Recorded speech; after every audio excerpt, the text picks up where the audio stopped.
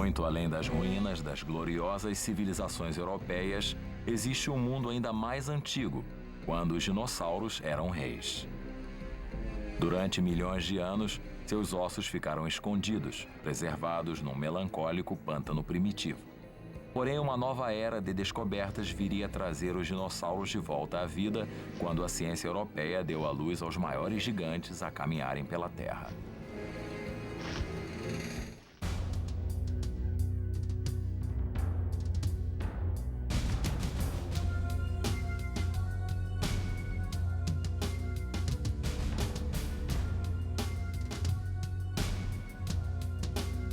Quando os dinossauros dominavam.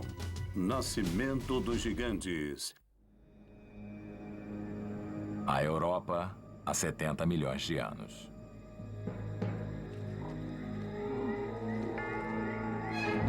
Num dia úmido e tropical, uma dinossauro fêmea segue para fazer seu ninho.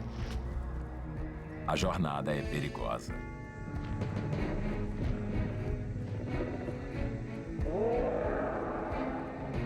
Durante milhares de anos, vulcões criados por uma fenda na crosta terrestre vêm derramando lavas, o que hoje em dia é o Oceano Atlântico, criando uma cordilheira submersa e criando um oceano.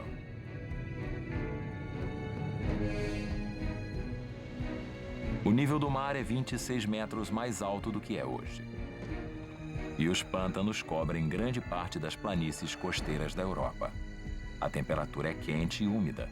A vegetação é cheia de vida e o alimento é abundante. Mas a fêmea dinossauro está cautelosa. Seu pior pesadelo está por perto à espreita.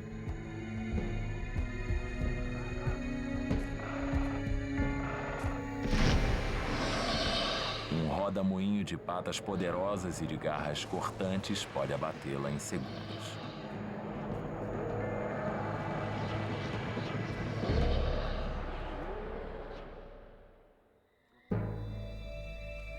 Dessa vez, ela consegue escapar. Com a barriga repleta de filhotes, ela consegue chegar até seu ninho, o mesmo lugar onde havia nascido e sua mãe também, e antes, a mãe de sua mãe.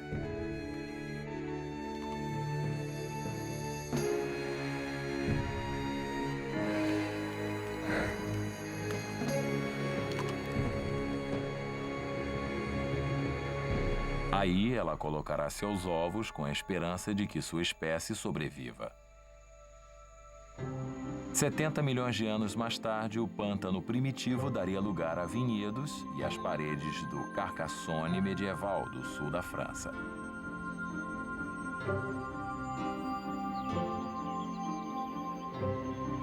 Da fortaleza do século XII, um dos mais proeminentes paleontólogos de hoje parte para tentar solucionar o mistério criado aproximadamente há 150 anos. Aqui no Vale Superior do Aude, o rio que esculpe seu caminho através do sopé dos Pirineus revela um cascalho vermelho escuro e a lama depositadas em cidades pré-históricas.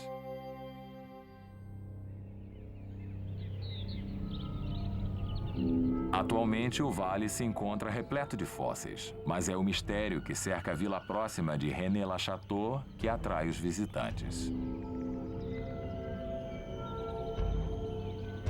Aqui, há um século, um pobre padre paroquiano construiu uma pródiga cidadela, acendendo rumores de um lendário tesouro pertencente aos Cavaleiros do Templário.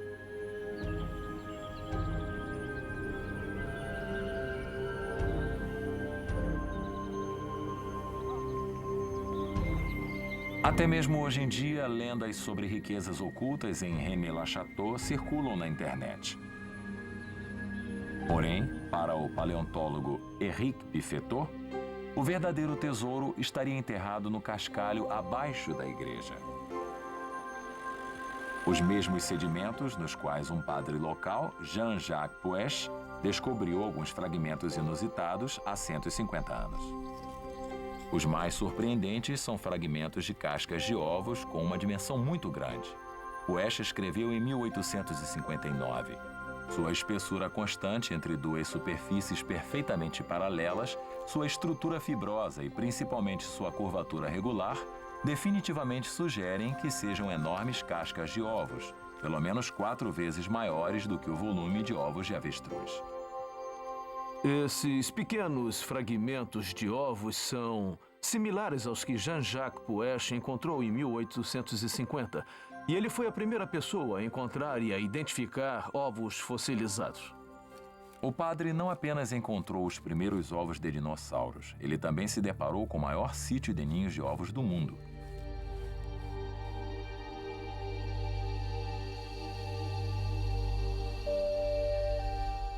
A maneira como estão, algumas coisas a respeito da formação do ninho. As várias camadas sugerem que os ovos não eram colocados no chão, mas que a mãe escavava uma depressão no solo antes de colocar os ovos. Os animais como os crocodilos, por exemplo, fazem esse tipo de ninho. Das centenas de ovos que foram encontrados, todos estão quebrados, sugerindo que eles tenham chocado, mas ninguém consegue precisar que animal os tenha colocado. Há 70 milhões de anos, essa terra que cerca Carcassonne e René-le-Château era habitada por dinossauros que viviam num delta tropical.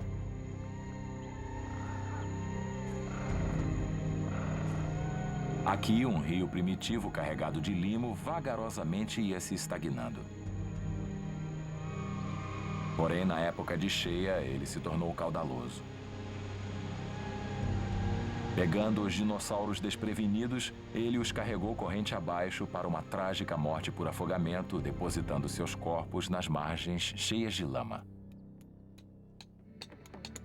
Hoje, seus ossos estão marcados por linhas verdes que representam vários anos de acúmulo.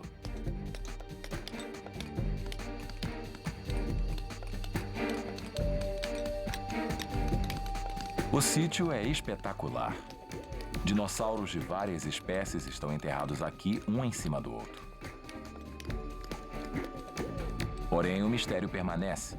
Quem colocou os ovos? 4 espécies diferentes eram comumente encontradas na região. Grandes herbívoros chamados titanossauros são tão abundantes que foram apelidados de dinossauros do vinhedo de Odd. O mais comum era o ampelossauro. Com 10 metros de comprimento e 16 metros de altura, ele pesava 1 tonelada. Mas sua característica mais marcante era uma lâmina encouraçada na escápula.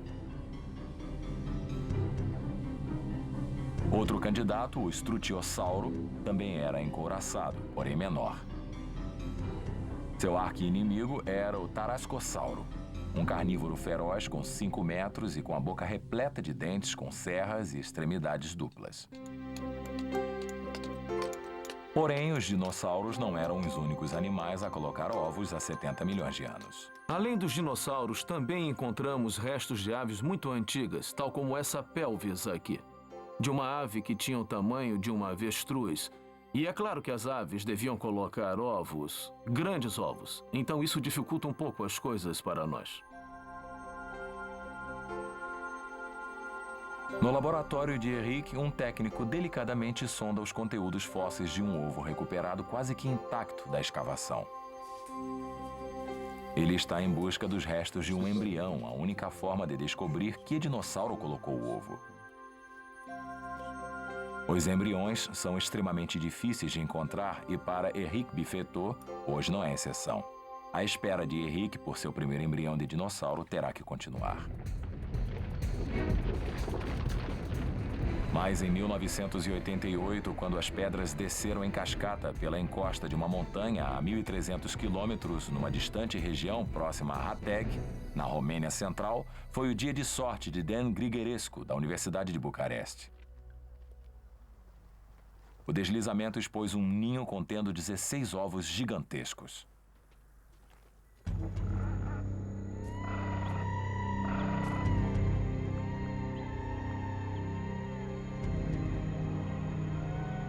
Na época pré-histórica, os ovos foram colocados na encosta de um lago tropical. Trazida por instinto, uma mãe dinossauro voltou ao local onde ela havia nascido para colocar seu conjunto de ovos. Mas antes que seus pequenos filhotes pudessem nascer, uma inundação inesperada cobriu o ninho, enterrando os ovos no sedimento que iria preservá-los.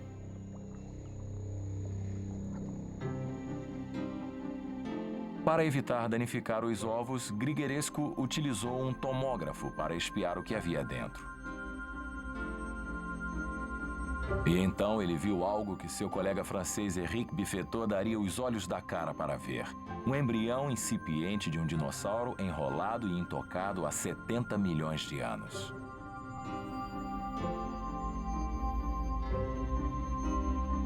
Era o Teumatossauro, um herbívoro primitivo comum da Romênia que teria crescido até 4,5 metros. Ele pesaria 1 tonelada e possuiria uma fileira de dentes trituradores.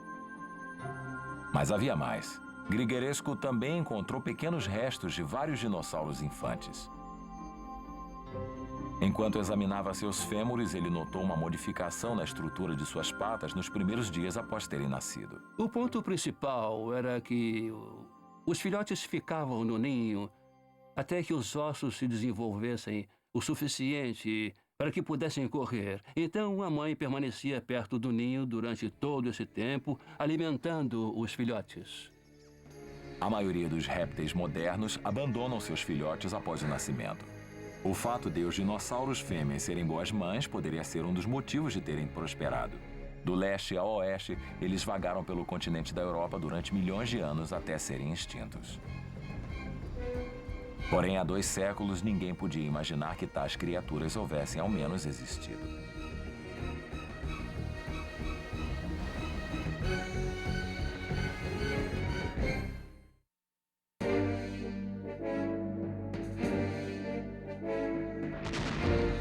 Esse enorme crânio, com 1,30 m de comprimento, encontrado na Holanda, é tão famoso que depois da vitória de Napoleão na Batalha de Maastricht, em 1795, ele o exigiu como troféu de guerra e o enviou para Paris para Georges Cuvier, o mais famoso paleontólogo da época. Cuvier reconhecia um réptil ao se deparar com um. Porém, o fóssil não possuía semelhança com os ossos de nenhum ser vivo. Ele achou que poderia pertencer a um lagarto marítimo gigantesco que vivera um passado remoto e que não mais existia. O problema era que no século XVII ninguém havia ouvido falar em extinção. A Europa é o local de nascimento da ciência dos dinossauros. Nela, as descobertas fundamentais foram feitas, permitindo que a humanidade percebesse que os animais, na verdade, haviam sido extintos. Cuvier foi o primeiro a fornecer provas detalhadas de que havia animais desconhecidos pelo homem que haviam vivido um dia e que desapareceram da face da Terra. Mas no mundo envolto em dogma religioso, suas ideias eram heresia.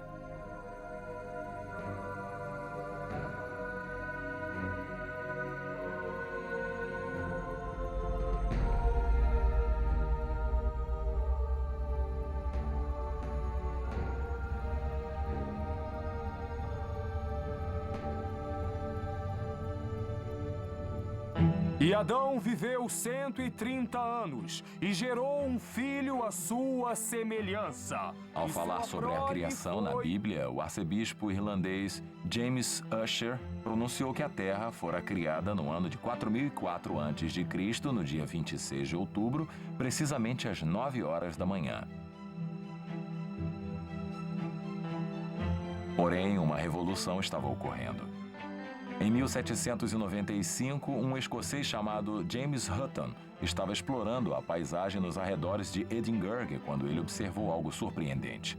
Se a erosão podia afetar uma montanha, por que a muralha de Adriano, construída pelos romanos em 122 d.C., não havia se modificado tanto em 16 séculos? Certamente a Terra teria que ter mais do que alguns 1000 anos de idade. Foi na Europa que as pessoas descobriram a antiguidade, que a história da Terra era revelada através de suas camadas e que as camadas datavam de períodos antigos, praticamente atingindo um abismo. Os dinossauros vagavam aos milhares pelo que hoje é a costa sul da Inglaterra. Esses penhascos têm cerca de 120 milhões de anos, mas eles representam apenas uma fração da história da Terra. Abaixo estão as camadas que se estendem mais em direção à antiguidade, chegando a um abismo no tempo. Os dinossauros dominaram durante 3 períodos geológicos. O primeiro foi o Triássico, que começou há 245 milhões de anos. A seguir, veio o Jurássico, há 205 milhões de anos. Então veio o Cretáceo, que foi o período do fim do reino dos dinossauros há 65 milhões de anos. Foram os amadores no final de 1700, no começo de 1800, os ministros da igreja anglicana que saíam para passear nos finais de semana andando pelas rochas, que encontraram os primeiros dinossauros, preenchendo as lacunas na história da vida. Gideon Mantell, um médico inglês que vivia no campo, possuía uma paixão por fósseis. Mas em 1822, sua esposa Marianne encontrou um dente que iria entrar para a história. Eles mostraram para um amigo que estava estudando um esqueleto de um iguana moderno. Seus dentes eram pequenos comparados ao fóssil de Mantell, porém extremamente semelhante em formato. Mantell concluiu que o dente pertencia a um gigantesco réptil de 20 metros de comprimento. Em breve, um esqueleto parcial foi encontrado num pedaço de rocha que seria afetuosamente chamado de a peça de Mantell. Esse é o desenho feito por Mantell de seu colossal réptil, o primeiro desenho de um dinossauro. Mas na época ninguém sabia o que era. Ele o denominou de Iguanodon, que quer dizer dente de iguana. Ele possuía 10 metros de comprimento e 3 vezes a altura de um homem. Um herbívoro de 5 toneladas, ele vivia na Europa em grandes bandos e foi apelidado de a vaca do Cretáceo.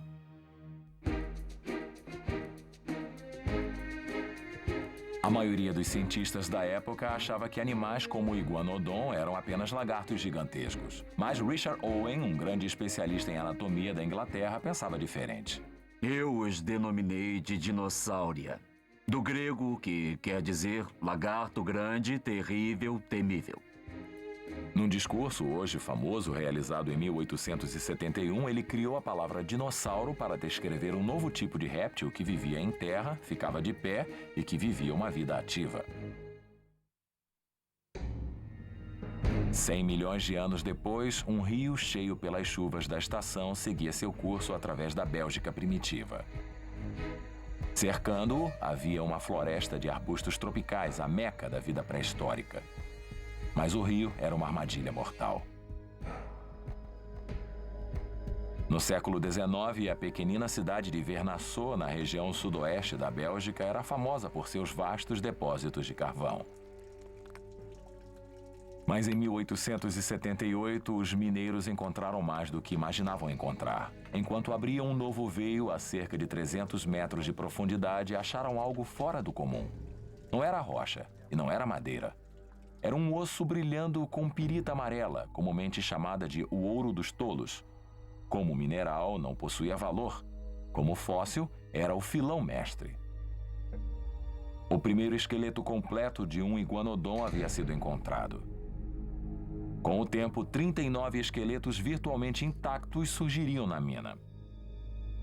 Jamais tantos dinossauros da mesma espécie haviam sido encontrados num só lugar. Aprisionados por um rio caudaloso, eles se afogaram e seus corpos foram depositados nas margens, cheias de lama.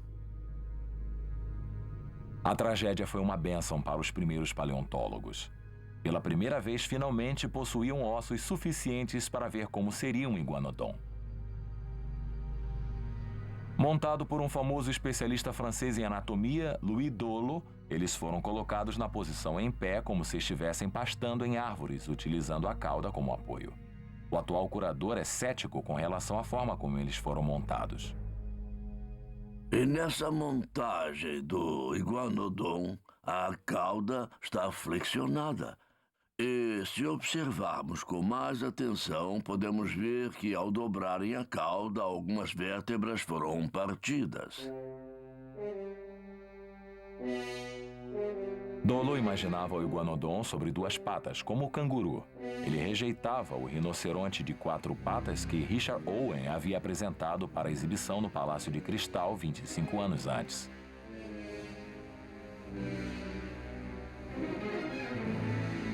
Dolo também demonstrou que o chifre de focinho de Owen, na verdade, seria uma enorme garra de dedo polegar.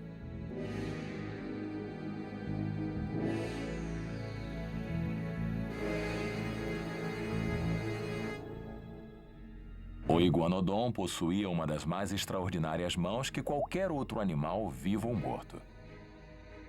O primeiro dedo, equivalente ao polegar humano, possuía um osso de palma muito curto que estava soldado ao pulso, tornando-o muito forte. Quando vivo, ele era coberto por um longo e afiado esporão que apontava para fora num ângulo reto. Não servia para agarrar, mas era uma arma fatal de autodefesa. O quinto dedo era flexível e talvez fosse usado para arrancar vegetação de árvores. Os 3 dedos do meio terminam em garras largas com formato de cascos. Seriam dedos especializados para andar. Mais tarde, quando pegadas do iguanodon foram encontradas, elas demonstraram que tanto Dolo quanto Owen estavam certos. Às vezes, eles andavam em 4 patas, às vezes em 2. Também viviam em grandes bandos e migravam através da Europa. Mas como se comunicavam permanece um mistério. Alguns cientistas afirmam que rugiam. Outros acham que sibilavam. Outros acreditam que eles mugiam como as vacas.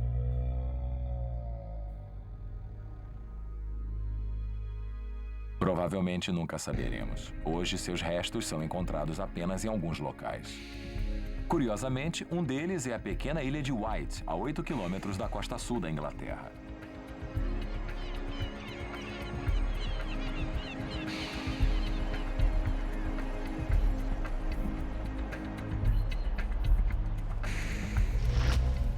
Por um fugaz instante, há 120 milhões de anos, os iguanodons passaram por aqui e deixaram suas pegadas, conforme Steve Hutt, do museu local, pôde descobrir.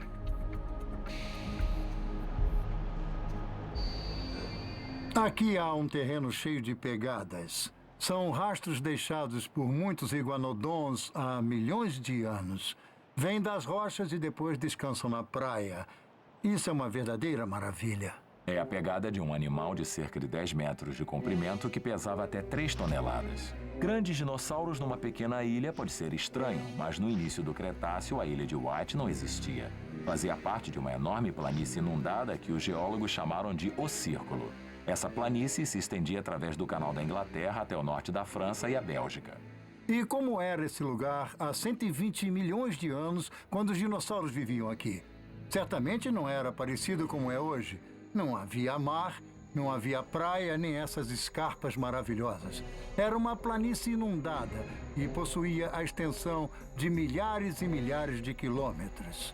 E seu odor era repleto de árvores mortas, de vegetação apodrecida e fedorentas carcaças de dinossauros. Era um local ideal para um dinossauro carnívoro.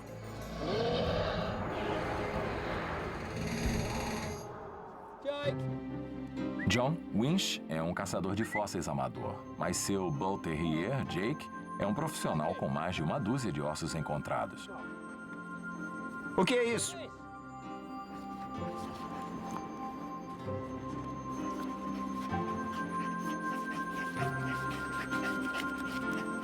Hoje, Jake achou um osso do dedo de um saurópode, mas em 1994 encontrou um osso inusitado da espinha de um iguanodon.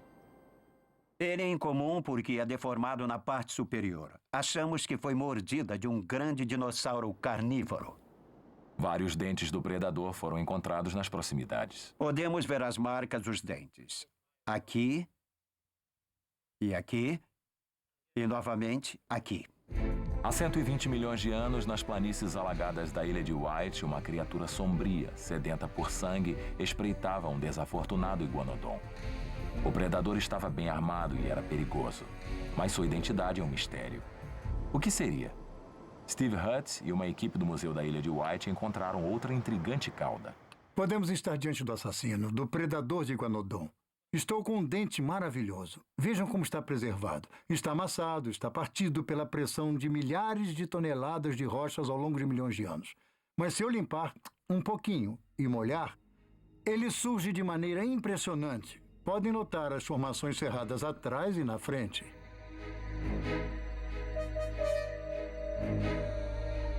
Denominado Neovenator, o novo caçador possuía 8,5 metros de comprimento e pesava 750 quilos. Sendo um surpreendente predador, ele possuía dentes que poderiam cortar a carne como uma faca afiada. o primeiro a ser achado na ilha de White, apresenta ao mundo uma nova espécie de predador. Esse dente de Neovenator se encaixa nas ranhuras dos fragmentos do Iguanodon que sofrera ferimentos graves. E é claro, ele provavelmente é o grande predador daqui. É um grande candidato a ser o matador.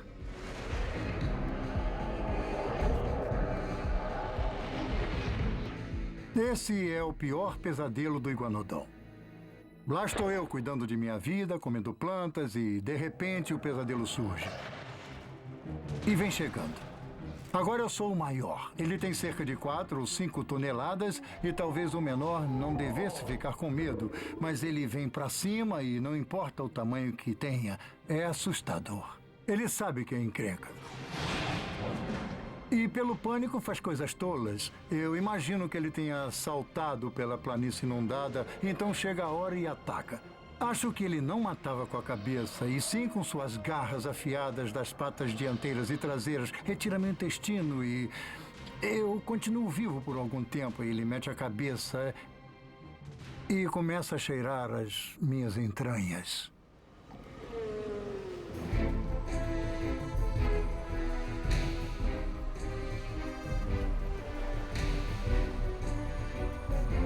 As escarpas assoladas pelo vento da ilha de White estão entre os mais prolíficos leitos de ossos da Europa. Em camadas que se amontoam há 25 milhões de anos, dinossauros de todos os tipos estão enterrados aqui. Porém, cavá-los não é uma tarefa fácil. Hutt está a 13 metros de altura, numa encosta vertical, sem cinto de segurança. Andar por aqui é difícil e o solo pode ceder a qualquer momento. Mas para Steve Hutt, o risco vale a pena.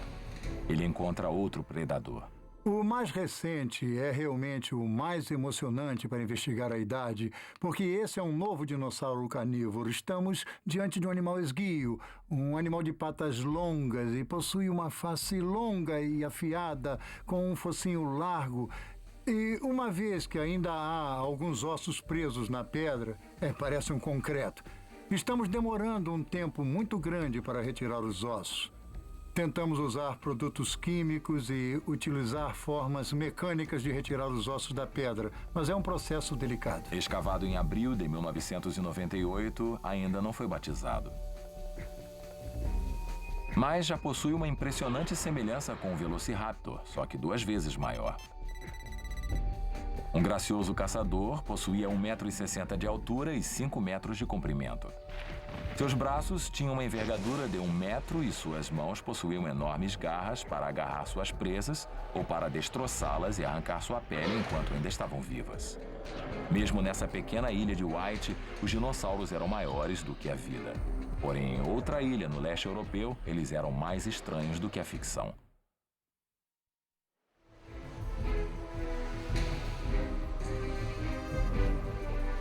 Quando os dinossauros dominavam a Europa, a Terra, conforme a conhecemos, era bem diferente. Todos os continentes estavam reunidos numa gigantesca massa terrestre denominada Pangeia. Durante o período Jurássico, ela começou a se separar. No período Cretáceo, há 142 milhões de anos, a Europa estava se movimentando para a sua posição atual. Mas era um amontoado de ilhas. O Oceano Atlântico possuía apenas 1.600 quilômetros de largura. Uma ponte de terra ligava a América do Norte com as Ilhas Britânicas. E a maioria da Europa estava submersa.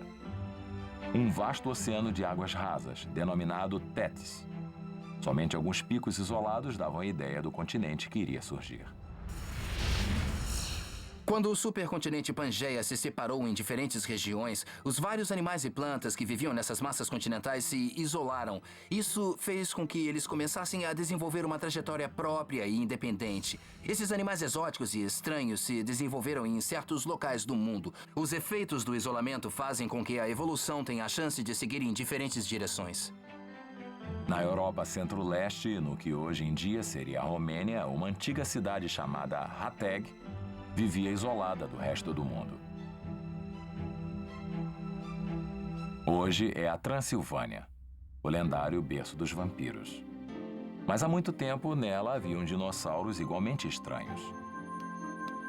Ao invés dos titãs que existiam nos grandes continentes, esses monstros eram anões e existiam de verdade. Mike Benton, da Universidade de Benton, na Inglaterra, se une a uma equipe de paleontólogos da Romênia. Eles estão explorando uma pedreira em busca de sinais de vida em Hateg durante o Cretáceo. Quando chegamos aqui, acima da pedreira, nós vimos o formato da paisagem. Há montanhas em volta e precisamos imaginar como era a paisagem quando os dinossauros existiam. À medida que o mar de Tétis continuamente subia seu nível, os dinossauros que existiam no continente estavam agora presos em pequenas ilhas. Para sobreviver, eles não tinham outra escolha a não ser ir para trás.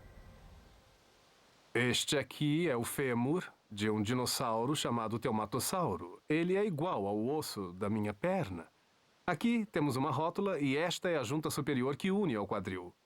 E isso demonstra que esse dinossauro teria apenas 1,5 metro ou 2 de altura, o que é impressionante, porque geralmente esse tipo de dinossauros, esses grandes dinossauros herbívoros, tinham um fêmur que era enorme.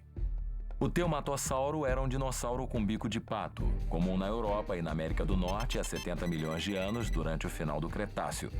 Normalmente, eles possuíam 10 metros de comprimento e pesavam 1,5 toneladas, mas a versão da Romênia não era mais alta do que um homem e tinha 1/10 do tamanho do seu primo maior. A ilha de Hateg pode ter sido pequena, mas sua vegetação não era. Ofuscado por monstruosas samambaias, o Teumatossauro provavelmente se alimentava no solo da floresta. Porém, a 960 quilômetros de distância, à sombra dos Alpes, no Vale Atmul, na Bavária, o predador era uma lagoa e sua caça um animal que não se encontrou em qualquer outro local da Terra. Sua descoberta iria alimentar o debate existente sobre a teoria da evolução. Em 1859, Darwin propôs que as aves teriam se desenvolvido dos répteis através de uma série de pequenas mudanças. Seus opositores criticaram. Onde estavam os elos perdidos? O brilhante zoólogo inglês Thomas Huxley estava convencido de que Darwin estava certo. Para provar isso, ele argumentou que uma pata de galinha, se fosse dissecada até o osso, era idêntica à de um dinossauro. Não dava para distinguir as duas patas. Em 1860, um ano após Darwin ter publicado sua controvertida teoria, uma descoberta extraordinária foi feita numa pedreira de calcário, no sul da Alemanha. Uma única pena, extremamente preservada, datando de 150 milhões de anos do período Jurássico. E depois da mesma pedreira, surge um fóssil surpreendente, o mais raro de todos os animais. Uma ave chamada Archaeopteryx, significando asa antiga. Parecia um réptil, mas em suas asas havia penas. O Archaeopteryx apareceu durante o Jurássico. A ave mais antiga conhecida no mundo pesava 1,5 kg e possuía uma envergadura de asa de 60 centímetros, mais ou menos do tamanho da de um corvo. Se o Archaeopteryx era uma ave que parecia um réptil, outra criatura encontrada na mesma pedreira era um réptil que parecia uma ave. O Compsognathus era um pequeno dinossauro carnívoro e não era maior do que uma galinha. Porém, comparado ao Archaeopteryx, seus esqueletos pareciam surpreendentemente similares.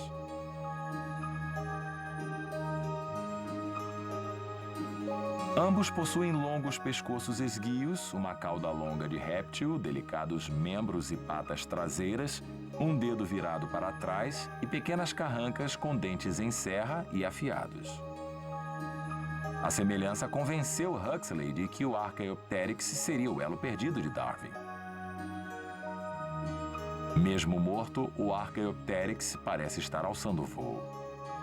Parecendo meio dinossauro e meio ave, ele tem sido considerado um fóssil captado no meio de sua evolução.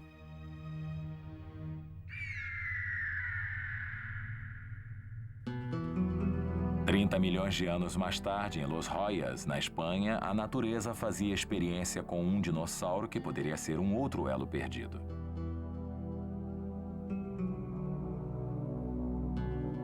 Essa é a árida planície que um dia foi uma ilha na costa da Europa.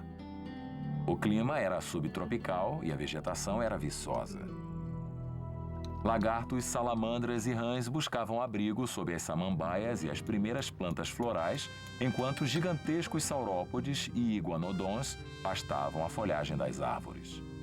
Mas outro animal bizarro, denominado Pelecanimimus, espreitava perto da costa. José Sanz lidera uma equipe que procura por esse animal numa pedreira de calcário perto de Los Royas. Hoje ele encontrou um braço que pode ser o pedaço que faltava em sua busca.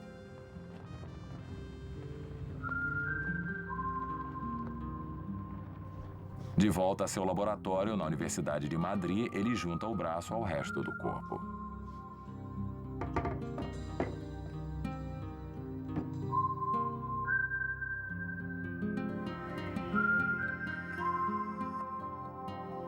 Sanz o denominou Pelecanimimus por causa da bolsa sob seu bico. O Pelecanimimus viveu há 115 milhões de anos durante o Cretáceo. Um carnívoro de 2 patas, possuía 2,5 metros de comprimento e 80 centímetros de altura e pesava 30 quilos. Apresentava uma impressionante semelhança com um pelicano moderno. Porém, o que é intrigante são seus dentes.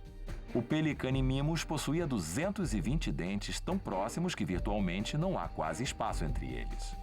O resultado era uma lâmina afiada, similar ao bico das aves modernas.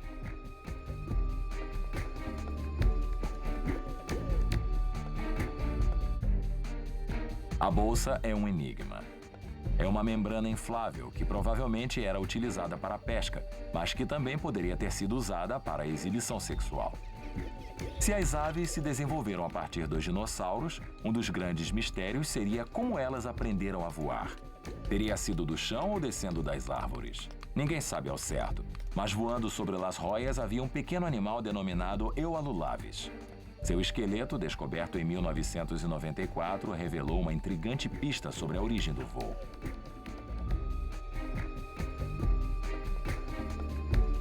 Em sua asa havia um pequenino osso com um pequeno penacho de penas chamado alula, ou asa falsa. Uma lula permite que a ave aumente o ângulo de sua asa para que possa diminuir a velocidade e aterrissar. O osso possuía sua origem no dinossauro. Quando seu braço estava se desenvolvendo em asa, o equivalente a seu dedo polegar criou penas, criando a alula. A descoberta do Eualulaves provaria um elo vital na cadeia da evolução dos dinossauros às aves modernas. As descobertas na Europa realmente demonstram que, de muitas formas, os dinossauros são mais aves do que répteis. Então, essas descobertas nos auxiliam a remodelar nossas antigas hipóteses sobre os dinossauros. E agora estamos considerando uma visão mais de ave na evolução do dinossauro. Aprisionados pelo tempo e pela distância, os dinossauros da Europa iriam desenvolver sua própria trama no curso da evolução. Mas teriam mesmo eles alçado voo? E como funcionava seu enorme corpo? Num leito de calcário, na Itália, a descoberta do século pode finalmente solucionar esses antigos debates.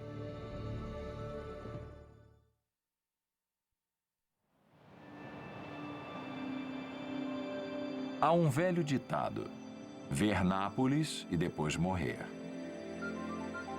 Mas há mais o que se vê por aqui. À espreita nessa paisagem, o Monte Vesúvio, o mensageiro da morte.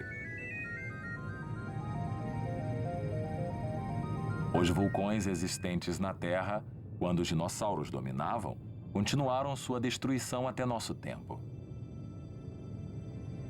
Os vestígios mais famosos na Europa podem ser os dos antigos romanos, que morreram em Pompeia durante uma erupção do Vesúvio no ano de 79 DC, o maior desastre natural da época romana. Mas uma nova descoberta espetacular ao norte de Nápoles iria surpreender o mundo científico. Há 113 milhões de anos, outra tragédia estava para acontecer. Um filhote de dinossauro saúda o mundo. Num segundo, seu breve encontro com o mundo logo termina. Quando o bebê dinossauro morreu, quase toda a Itália ficou submersa sobre o mar de Tétis. E o clima era um verão tropical quase o ano inteiro.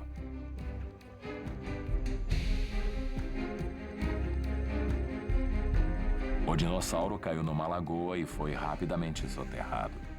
Os níveis de oxigênio eram baixos, evitando o crescimento de bactérias que devoram os tecidos moles. E lá ele permaneceu por mais de 100 milhões de anos.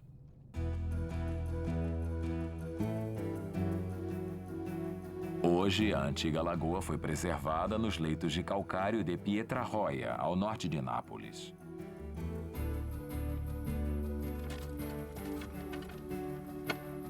Um imã para caçadores de fósseis, Pietrarroia é famosa por seus peixes excepcionalmente bem preservados.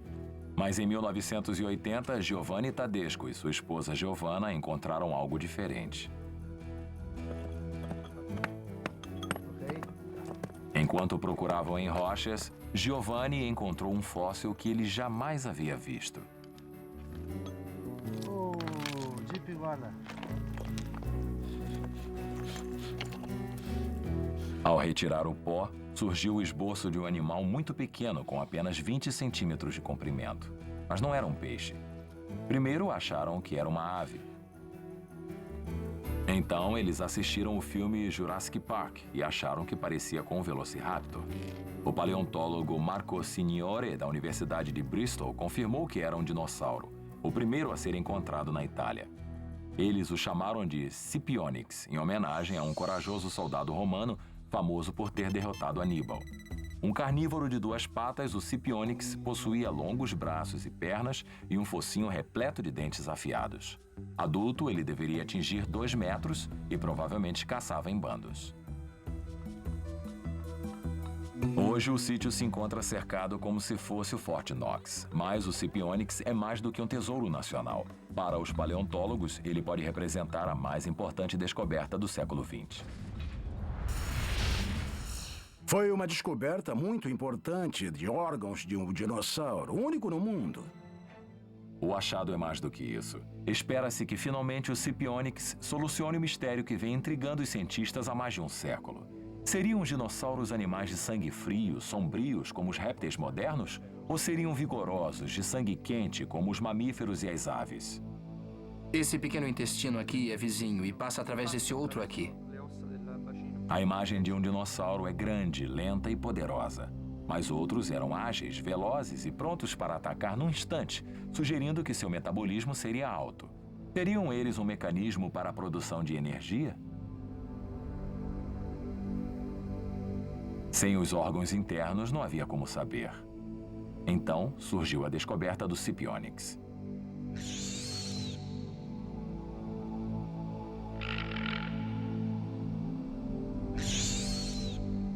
Seus órgãos internos estão tão bem preservados que até mesmo seus intestinos estão visíveis. A mancha vermelha é o fígado, indicando seu tamanho e sua posição. Somente o Scipionyx, entre todos os dinossauros encontrados, pode demonstrar os detalhes que precisamos em termos de capacidade para ser ativo, como são os animais de sangue quente. Temos 2 características importantes que podem iluminar o desconhecimento acerca da respiração dos dinossauros. Primeiro, o diafragma, que é bem desenvolvido. E o segundo é um fígado muito grande, que era usado, como nos crocodilos, como uma bomba, que ajudaria os pulmões a receber e a expelir o ar. Animais de sangue quente, como as aves, possuem corações grandes e pulmões para bombear o oxigênio. Mas como os dinossauros respiravam, os cientistas podiam apenas supor. A posição do cólon do Scipionyx ao longo da coluna e do fígado mais parecem de um réptil do que de uma ave. Também sugerem que o Scipionyx possuía um único sistema de criar energia. Visto sob luz ultravioleta, seu intestino é curto e profundo, significando que absorviu a energia dos alimentos rapidamente. O fígado é grande e, pressionando contra o diafragma, agia como uma poderosa bomba. As 2 coisas juntas, o diafragma e o fígado, parecem lhe dar uma espécie de força turbinada. Quando estava inativo, provavelmente teria sangue frio, ele era muito lento. Mas quando estava ativo, por exemplo, durante uma caçada, ele podia usar a respiração de forma mais apropriada. E ele podia usar toda a sua energia. E então podia ser um caçador eficiente.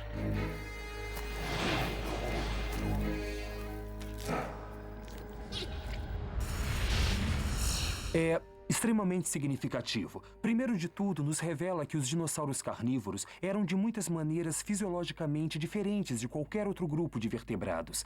Mas também explica por que os dinossauros carnívoros tiveram tanto êxito durante 150 milhões de anos.